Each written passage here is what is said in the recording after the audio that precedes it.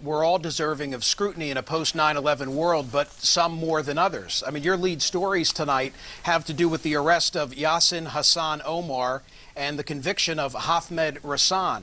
We're not talking about Willie Brown. We're not talking about Harry Lipschitz. We're not talking about Elaine DeFazio. So why waste the resources on individuals who are not committing these acts of terrorism? The folks who want to build this mosque, who are really radical Islamists who want to triumphantly prove that they can build a mosque right next to a place where 3,000 Americans were killed by radical Islamists. Great, but they don't. You're not proactive enough. You're not proactive enough in condemning worldwide jihad. You're just not. So why is Islam the one religion about which so many in America and the West censor themselves when it comes to talking about or making fun of?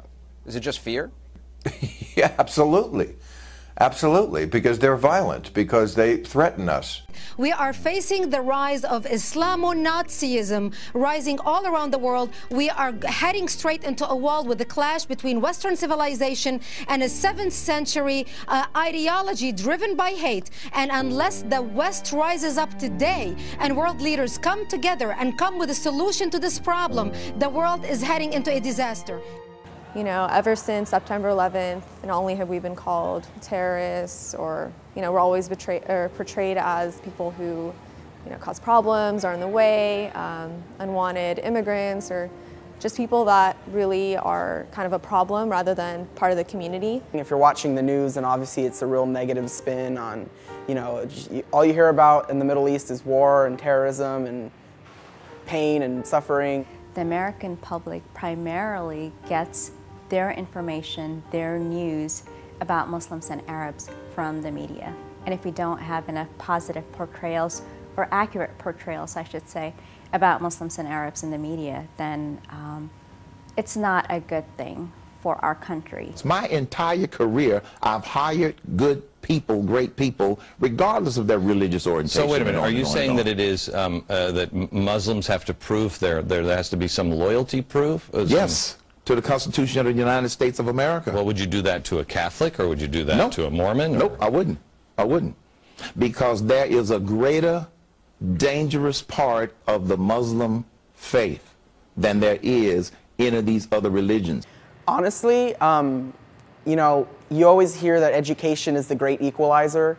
I think the more people we have coming through higher education, really learning about the world around them, getting to meet people from different parts of the country and different parts of the world, I think it'll help get everyone comfortable and familiar with different societies, different cultures, different backgrounds, different beliefs, different religions. A big part of the problem that we face today is that our children have been taught in schools that every idea is right, that no one should criticize others' positions, no matter how odious. And what do we call that? They call it multiculturalism. And it has paralyzed too many of our fellow citizens to make the critical judgment we need to make to prosper as a society. Being a Muslim American of Arab background doesn't really retract from me being an American first and foremost. And I think that people question sometimes who I am or how I think. So, you know, wherever I am in the country, I'm asked, oh, where are you from? But in reality, I'm from here. I grew up here, English is my first language, and people kind of mistake that for, oh, she must be, you know, anything brown, really brown. So I could be Indian, I could be Hispanic, but, you know, they never say, oh, she's American. So that's been a struggle for me, I think, and really probably for anyone who experiences the same thing, so. This is who I am. I am American and I am Muslim, and for me to be an American is to make positive contributions.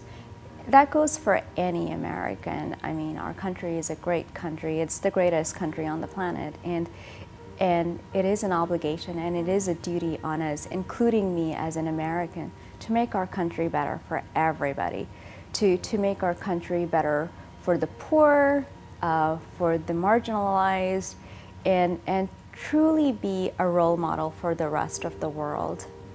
So that's what it means to me to be an American.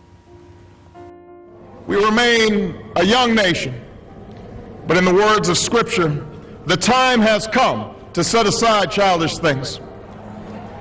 The time has come to reaffirm our enduring spirit to choose our better history, to carry forward that precious gift, that noble idea passed on from generation to generation, the God-given promise that all are equal, all are free, and all deserve a chance to pursue their full measure of happiness.